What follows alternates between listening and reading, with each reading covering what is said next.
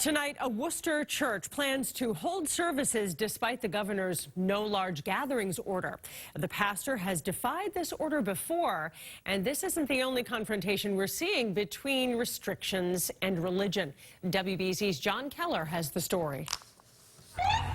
This was by far the largest gathering in any community of New York City of any kind that I had heard of or seen directly or on video since the beginning of this crisis, and it's just not allowable. New York Mayor Bill de Blasio outraged over last night's Hasidic funeral procession in Brooklyn in defiance of the city's ban on crowds. That scene.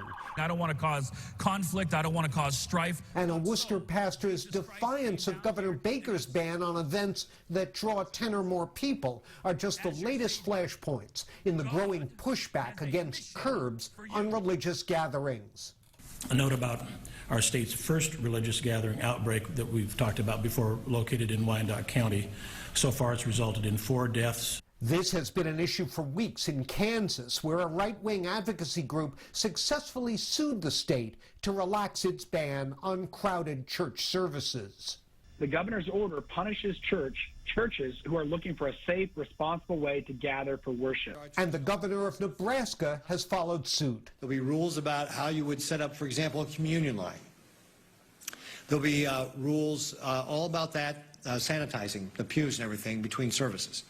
But at this Indianapolis mosque, they're going out of their way to comply with the public safety crackdown.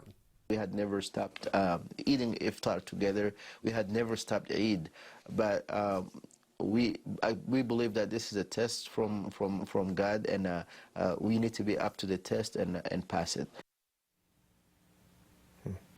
This is such a tough issue because religious freedom is so basic to the American experience that Worcester pastor makes a good point when he wonders, hey, garden centers and liquor stores are okay, but not my church.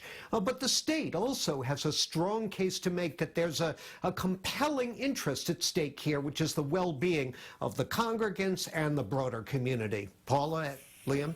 And John, with so many things these days, it seems political overtones have crept into this debate. Yeah, it is the season after all, and it really isn't very surprising.